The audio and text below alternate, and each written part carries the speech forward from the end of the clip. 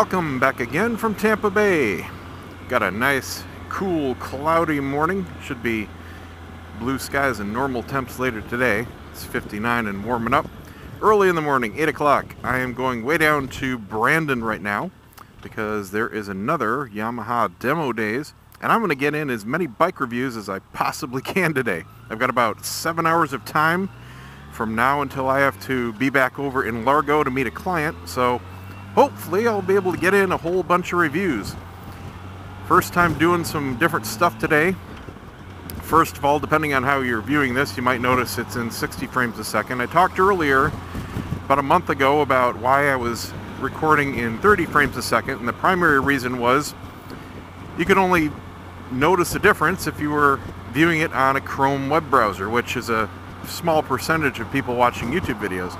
Well, the rumor is, and I said when this happened I would switch, that the 60 frames a second support is coming to the YouTube apps, which is most people watching YouTube videos. So now I'm doing the switch. Not really a big deal to me. The only difference that I'm going to see, that I'm going to notice, is more card space being used up for the videos.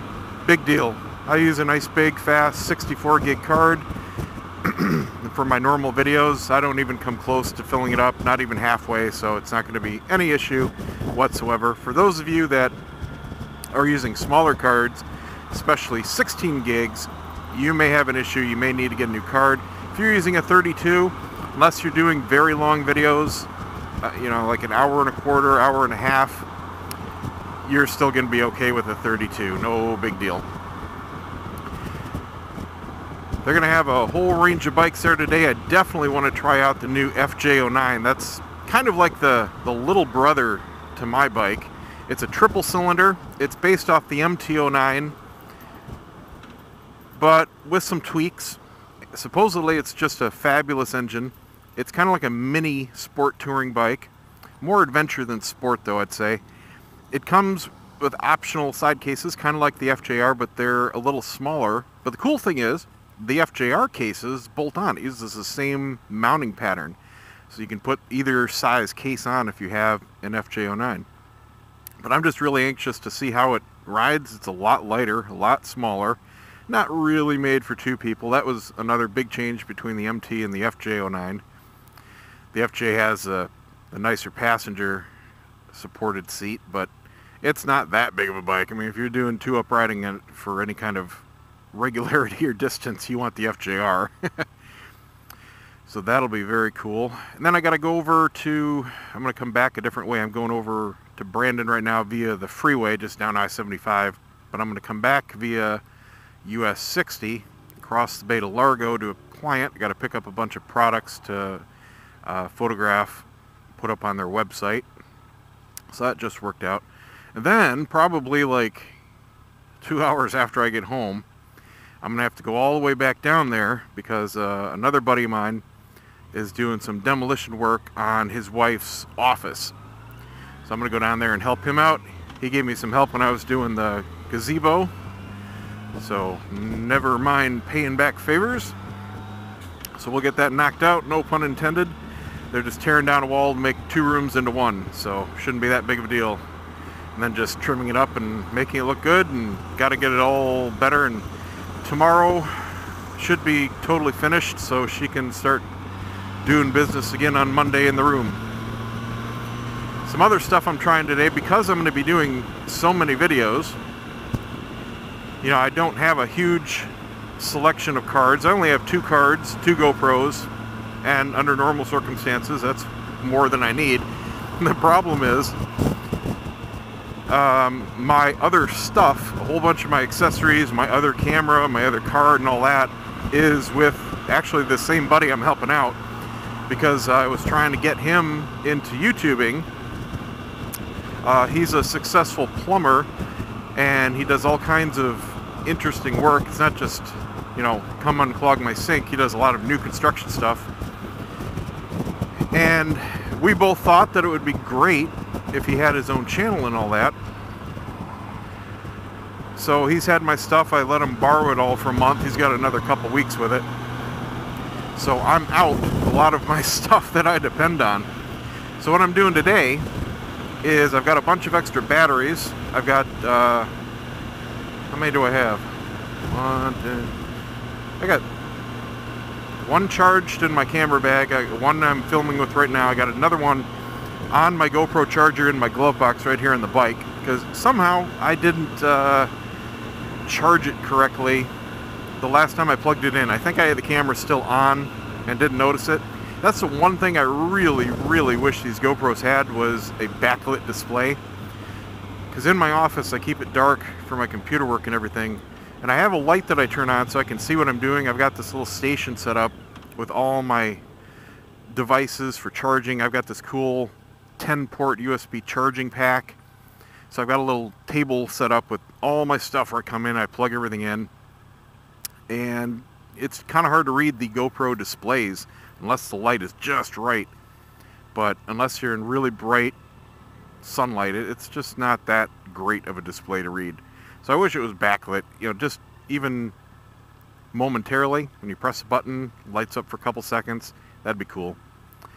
But anyway, I must have had it on because it didn't charge.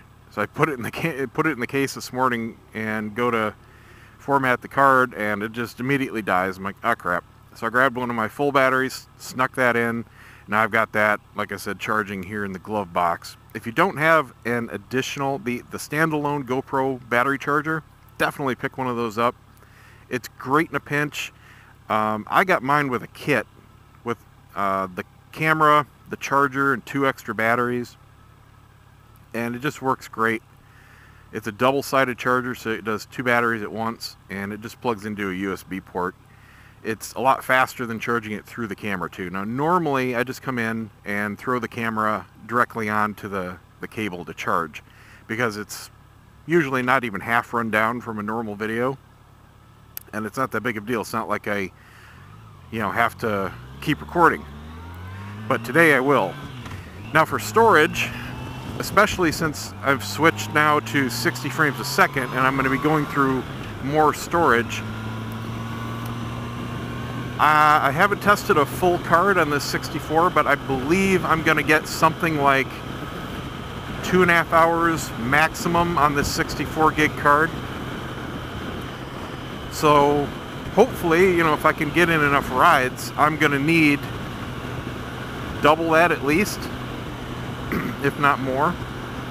So like I said, instead of spending the money on just more cards for the very rare occasion I would need them, I've got my Chromebook with me, and I've got a portable hard drive that runs off USB, and I have a little USB micro SD card reader, so that also plugs into the Chromebook, and that allows me to just dump the cards directly from the card to the external hard drive. Now you might ask, why aren't you just going to the Chromebook? Well, that's because Chromebooks aren't made for internal storage. They're basically net devices, and it's only got a little 16 gig internal SSD. It's not like a laptop where it has a big hard drive for storage. Everything pretty much you do on a Chromebook is on the internet. It's on the cloud. So it's not an option, but it's great for a pass-through device. And I did the same thing when I went down last time to Esteli, Nicaragua for a shoot there. I brought the Chromebook and the same hard drive, and I would use a different card reader, and I dumped all my CF cards from my pro camera gear to it, and that just worked out great. That way, you know, I could carry around my gear like I would do at a wedding or a party or anything like that, and shoot as much as I wanted to with the cards on hand. And I might go through, you know, 100 gigs in a day, and then I can just dump it right at night onto the hard drive, format the cards, and bada bing bada boom. Now the only downside to doing that, you might say, is lack of backup, because at that point, whatever you just dumped, if you reshoot the card scan, which I did, because it's not like I'm going to bring, you know, a dozen big cards with me just for something like that. Well, if that hard drive gets corrupted, you just lost whatever you didn't have transferred already. But knock on wood, haven't had that problem yet. The solution to that would be bring 2 hard drives put one in your checked baggage, put one in your carry-on, or mail one back, you know, if you want to be ultra safe. Now that's what I would do if I was traveling, if I was doing some paid gig for, you know, anywhere remote where it was absolutely vital. That's what you do there. But it was just a personal shoot, so wasn't that concerned with it. And like I said, it's worked for me so far on personal stuff. Yeah, I've been very lucky. I've had stuff go wrong in the office, but I've never had anything major go wrong on a shoot.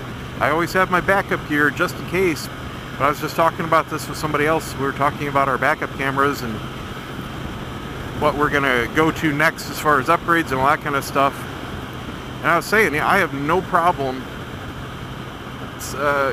doing what I do now, and that's just relegate my camera that I'm upgrading from to backup status. Some people will, if they upgrade their camera, they will buy two identical excuse me, new cameras. And of course, the drawback to that is the cost. So if you're buying a $3,000 body for your main new camera, that's an extra $3,000 you have to buy, and you may very well never use it, not once. So that's something to think about. Now if you're buying a little $600 camera, that's not that big of a deal. But most professional photographers are not spending hundreds, they're spending thousands when they upgrade to a new body. And certainly that's what I would do, and that's what I've done. I got a frog in my throat this morning. But anyway, what I do is I just relegate my old camera to backup status, and like I said, never had anything wrong, never had to go to my backup gear. Excuse me. I have had a lens go bad on me, but luckily it wasn't catastrophic. It was a weird focus issue, and I was able to identify it and work around it for the rest of the shoot.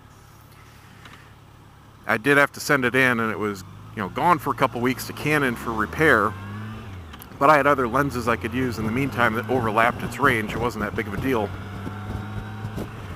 But that's it. Now watch, next shoot I do, which is in 2 days, I'll have a body go dead on me. Alright, anyway, I'm going to continue on here. I've got about another hour's drive or so, or ride, all the way down. I got to go to 75, which is about another 20 minutes down this road. And then about, depending on traffic, that's why I'm not really sure, straight shot down 75. And then I got to fire up the phone to hit the last little bit, because I've never been there. It's down at, I think it's, is it Barney's of Brandon? I don't think it's Barney's. Something in, it's something in Brandon, I can't remember. Anyway, it's put on by Full Throttle, so we shall have some fun today. So look for all the reviews. Like I said, hopefully I'm going to have a bunch. I'm planning on, if the timing goes right, it's not a sign-up thing, it's a first come, first serve. So hopefully I'll be able to come in from a ride, go out on the next one and pick something new. And they're going to have, I think, 10 different bikes there to ride, so should be a lot of fun. And I want to get in, I'm planning on 6, so we'll see if I meet my goal of 6, and we'll see what happens. Something else I wanted to mention, I've got a couple questions lately on how I like my X grip for holding my phone. Some people have said, hey, why don't I ever see your phone in there? And some people say, hey, I saw your phone in there, it looks really cool. They want to know how it's holding up and if I would do it again. Yes, absolutely. With a couple caveats. One, when I had my iPhone 5, which I had prior to November 2014, so about the first 4 or 5 months of these videos, it fit with or without a case, absolutely no problem. Fit great, you know, it was absolutely perfect. With the iPhone 6, because they moved the button position, the home button moved from the top to the side, and they slid the volume buttons down just a little bit. The problem is, when you use it now without a case, you barely have enough room for those bottom holders to fit onto the phone. It still holds it. It's absolutely still a good fit, but you have to have it absolutely perfect. You only have about a 5 millimeter distance between the bottom of the phone and the grip. Otherwise, if it's too high, it's hitting the volume buttons. So that's no good. So I will say that it's a much more secure fit if you put a case on it. This is a Lifeproof case. It's shockproof, drop-proof, scratch-proof, waterproof, everything proof. Awesome case. Fits and works very well. Love it. It's not cheap. It's like 80 bucks. But you know what? It's absolutely perfect for the motorcycle. So it's just an expense you gotta swallow. But the cool thing is, because it adds extra dimensions both to the width and length of the phone, you get more space for the X grip. And you can see that there's plenty of room now, about a centimeter or so between the bottom of the phone and the bottom grips. So a lot better there for use and, you know, making sure nothing happens. Plus you get the added benefit of the case soaking up a little bit of the vibrations, because you do have a little bit of extra vibration. You know, it's mounted on an arm, it's mounted on a ram mount, the shortest one they make, and no matter how you mount it, because it's going to be not rigid to the frame or the handlebars or anything like that, you're going to have a little bit of vibration. And one thing I noticed with my iPhone 5, I had this really annoying rattle if I used it without a case. And it turned out that it was probably something in the autofocus mechanism, or maybe something in the lens bezel itself on the camera. And it was just the right vibration frequency where it was making this really annoying sound. And that's all it was. But you put the case on it and it didn't make the sound. It was only when I had the bare iPhone 5 in there. The 6 doesn't do it. It's got a new lens and a new camera. So anyway, I just wanted to mention that. And the cool thing about this setup is you can still have access to your charging port. So I also have a little short lightning cable, so I can just plug this in for when I need extended GPS use, and that way I'm not draining the battery. I did put some charge in the battery and made sure I've got enough for GPS this time, so I shouldn't be running out by the time I get there. Now this says I'm going to arrive at 9:08. The event starts at 9, so that's about what I was planning on. But that's only... My bike says 8:30. Oh yeah, okay, it's 20 to 9. I don't know, this traffic is freaking bad. I don't think I've ever gone this way during rush hour, and this is really bad. I'm here at US 41 and 54. Now, normally that is a 20-minute trip, and I don't remember exactly what time I left the house, but it's been at least a half an hour, so I'm a little behind. I'm kind of scared to see what the freeway is going to look like. Fun. Okay, coming up on it here. Oh, there's the Yamaha truck, so I'm going to pull in here. Made good time. 75 was no big deal whatsoever. Wow, this can't be all for this event. It's Friday, that's why I'm hoping I'm getting a lot of stuff in here. Should be a lot of people at work. I'll just park here. Alright, I'm going to go in and sign up for something. Cool. Stay tuned for the reviews. I'm going to clip this one off here, and I'll put up a bunch of separate videos because they're going to be obviously kind of long. Alright, so we got here. Got about 10 minutes before we roll out anywhere. Here's a new 2015 FJR. Nothing changed on it but the color. It's kind of a medium gray. Obviously we got cloudy skies today, so it's not popping. It's a gloss black side panel. It's really hard to tell the difference here in this light. I mean, even in real life, especially on the camera. And a gloss black luggage rack. Again, you really can't tell the difference in person. Pretty cool. Definitely like red better. And a black strip here too. So if any of you are looking to order that black strip, and they call these visors, for your red or silver or the luggage, you can pick those parts up pretty cheap. Well, actually, that strip's not that cheap. That's like 220 bucks. That kind of sucks. Side panels are a lot cheaper. And piece crap scooter. What do we got here?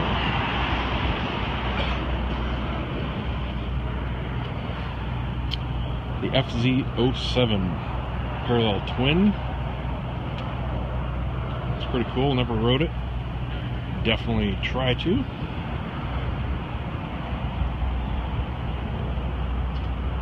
Beefy tire for such a small bike. I mean, it's a small bike. It's tiny. What's fun? Then we got a big star. I rode this one. This is the 113cc Raider. The little cowl shield. Awesome bike. I would definitely pick one of those up if I wanted a second bike just for fun. But already reviewed that one. Now we got the Bolt. Again, they did not change anything for this year on the Bolt, but I've never ridden one. Saw it debuted. Saw it at the show. Again, nice small bike, kind of competing with the Sportster 883, which we've had. That was the wife's previous bike. So I'd like to ride it, just compare it. Man, it's cold out today, I'm shivering. It is like damp cold. Should have worn my sweatshirt, didn't think about it. Then we got another Bolt. I can't remember the name they call this one. It's kind of like the lowered stretch jobby-doo. Not sure if it's going to ride any differently. I think it's just ergonomics. This one has clip-ons. This might be the C-Spec. The cafe thing they're trying to go for. This is a regular handlebars. It's pretty much the only difference. Same engine, drivetrain, all that kind of stuff. Different seat though. We got another traditional Star Cruiser. Not really gonna try to get in the cruisers today. Got the R6. No changes to that. I'll try to ride it, but nothing new this year. I doubt that they're gonna have R1 here. No, they don't. Then we got the FZ09. Very cool kind of street fighter bike. Definitely want to try that one. Super Tenere, adventure bike. A growing segment for sure. I'd like to try to get one in. I don't know if I'll have time, but I definitely want to try this one. Not for the short riders. Luckily, I'm not a short rider. I get a lot of comments when I do my videos. Oh my god, how tall are you? Especially with hat cam, and they see how I kind of loom over people. A little bit of that is because the camera's on the brim of my hat, but yeah, I am tall. And the FJ09. This is what I really came here for. The little baby brother to the FJR. Kind of crossed with the Super Tenere, and you can see that in the suspension design. Just look at the similarities. It's kind of a cross between the FJR and the Super Tenere, with reportedly an awesome engine. Inline triple.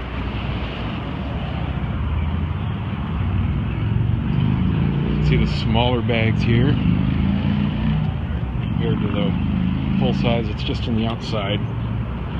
That's about the difference there. Same mount. Got the built-in hand guards. Same menu as the FJR, so you can use all the advanced functions. Still going to have all the cool computer stuff. Got a power outlet there. Little tiny windscreen. Should be effective though for anything but freeway riding. Looks pretty cool. Nice wide seat. It's bigger than I thought it would be. Is that about the same as the Super Tenere? No, this one's even wider. That's more like the FJR. That's a big seat. This one's a little skinnier. I actually would prefer mine a little skinnier. And a nice big fat one in the back there. Another big full-fared Star. Another Raider. Another FJ. I like the red. That red a lot nicer. And you get that kind of military sand gray accents there. It's very cool. Yeah, definitely like the red. You got the carbon fiber look accent panels. VMAX. This one would be a lot of fun to ride too. No No changes in this for a long time, but it's still ripping fast in a straight line. Over here, another Raider. And this is another Super Tenere. Alright, cool. Well, they definitely have a lot of stuff I want to ride. They don't have the MT-09, but that's okay. I'd rather ride the FZ-09. Compare it to the FJ-09. Cool. Nope, got a few more minutes and then we're going to get signed up. And yeah, there's like 2 people here. So I'm going to ride whatever I want. Alright, got my first picks. Starting off with the FJ-09. We're going to go out, he said, at about 9:30. And then I signed up for VMAX because there were a couple guys here that are interested in riding it. So I wanted to make sure I got it in. And so these will be my 2 bikes right there. We'll hit that up as soon as I come back. And then after that, I'll sign up for whatever's next. I think after that, I want to try this FZ-07. Little twin. I want to see how it rides compared to, especially the FJ-09. Stepping down again in size and power, but also in weight. So we'll see how it goes. Well, I'm glad I got here early because they're starting to set up for the main event. They're going to have music. Music sucks for us on YouTube. They got a little, not a festival, but a vendor area setting up here. Got more people rolling in the tents. They got a couple general trucks with merchandise, helmets, gear, and some Harley stuff. Sorry about the wind noise if it's coming through. It is getting quite brisk out. It's definitely getting colder. We got some stuff setting up, some jewelry, helmets.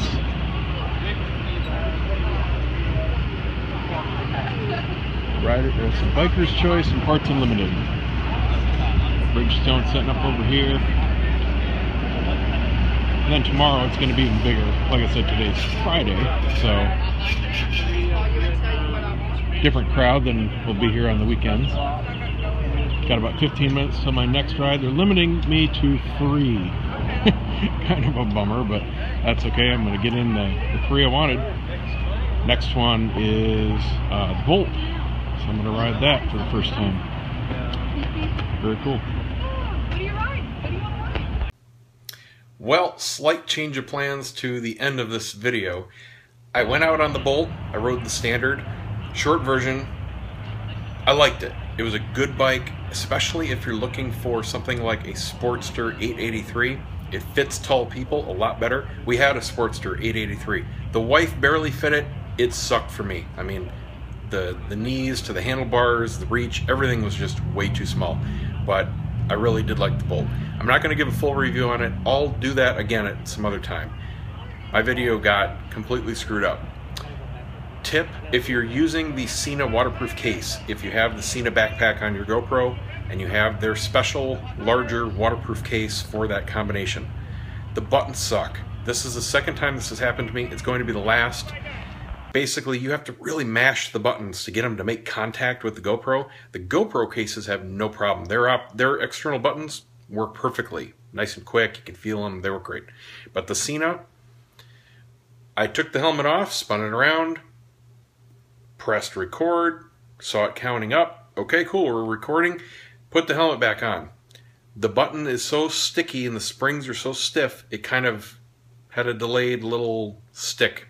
And it shut off right as I'm putting it back on. So I got 3 seconds of video of me looking at the camera and then putting it back on, and that was it.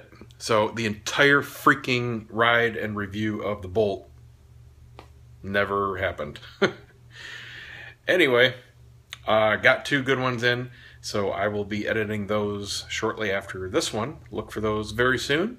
Thanks for watching, guys. Don't forget to subscribe. Give me a thumbs up.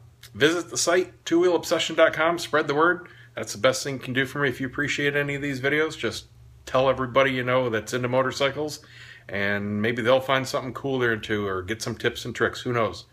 Thanks. See ya.